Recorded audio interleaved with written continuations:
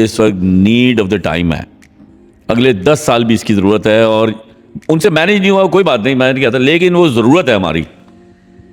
एक बिजनेस को मैं कमेंट करना चाहूँगा यहाँ ऑन पब्लिक फोरम। अभी हम बात करते ग्रोसरी पे ही। मैं इन द लास्ट रफली अ ईयर कह लें, मैंने बहुत ज़्यादा एक प्लेटफॉर्म को मल्टीपल तरीक़ों से टेस्ट किया है। अच्छा, मेरी आदत है कि मैं कोई भी, क्योंकि हम हैं मल्टीपल इंडस्ट्रीज़ को देख रहे होते हैं, तो एक्सपेरिमेंट करने का भी मुझे शौक है कि भाई ऑनलाइन स्टोर देखा है, उसको देखो कैसा कर रहा है, उसकी इन्वेंट्री किस तरह की, डिस्प्ले कैसा है, लास्ट माइल कैसा है, आपकी कस्टमर सर्विस कैसी है, ये सारी चीज़ें एज अ यूज़र बन के मैं देखता हूँ और फिर मैं से लर्निंग लेता हूँ। एक प्लेटफॉर्म जिसको मैं बड़ा कमेंट करूँगा अभी, वो है क्रेव मार्ट। क्रेव मार्ट ने जिस तरह से अपने आप को सस्टेन किया है, ये वर्ड याद रखें, सस्टेन बहुत ज़रूरी है। हमारे यहाँ को भी आता है 4x ग्रोथ, 5x ग्रोथ, तो भाई ग्रोथ पे तो आगे संभाल पा रहे हो अपने आप को। Better to be sustainable and grow rather than कि आप छक्के मारे और फिर यूँ फॉल फ्लैट जाते हैं। क्रेव ने बहुत स्मार्टली क्या किया है, क्रेव मार्ट ने सिर्फ एक चीज़ रखी कि हमने आज तक आप देखें क्रेव मार्ट के इन द लास्ट 1-2 साल में फिर आपको ना थोड़े बड़े स्केल की कुछ एडवर्टाइजिंग, कुछ मार्केटिंग नजर आएगी, नहीं तो इनकी बड़े स्पेसिफिक किस्म के एफर्ट्स इन लोगों ने किए हैं। आपको क्रेव मार्ट में, अभी हम थोड़ी देर पहले इन्फ्लुएंसर मार्केटिंग की बात कर रहे थे, हार्डली इन लोगों ने कोई इस तरह का काम किया था। टिल द लास्ट ईयर तक इन्होंने कुछ नहीं किया था। क्रेव मार्ट पैदा कब हुआ था? चंद साल पहले।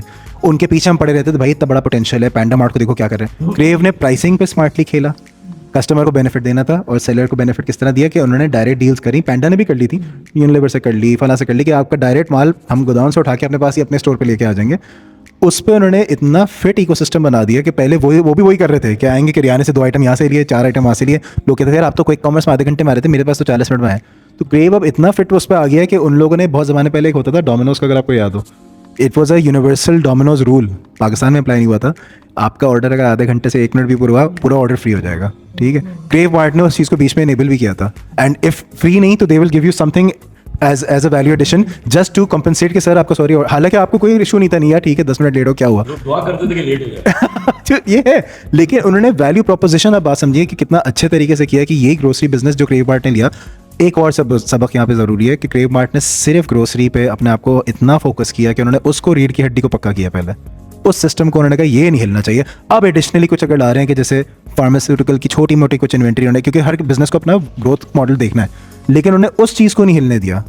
With airlift the other challenge was कि they were becoming too hungry with every category. भाई तुम पहले एक कैटेगरी को पक्का करो फिर अगले पे आओ। ठीक है, दराज की मैं भी बात कर रहे थे, दराज ने जब बात शुरू की थी सर वो फैशन से शुरू हुई थी। आज दराज का फैशन जो है सेंटिमेंट्स के टाइम को याद होगा। जी सर, मेरी खामोशी का जो एक मेन रीज़न है वो ये है कि मुझे पहले ही पता था इस एपिसोड से कि मैंने आज बहुत, बल्कि लोगों को भी मैंने